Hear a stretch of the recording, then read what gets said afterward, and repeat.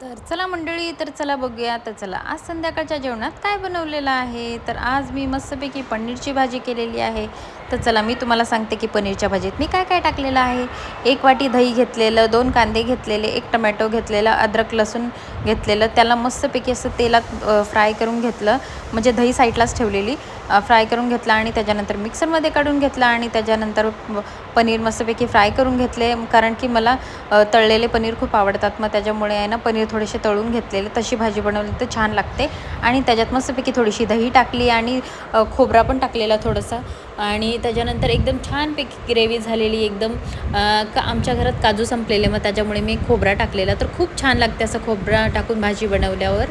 तर पनीरची भाजी एकदम मस्तपैकी झालेली. आणि त्याच्याबरोबर आज मी मसाला भात बनवलेला.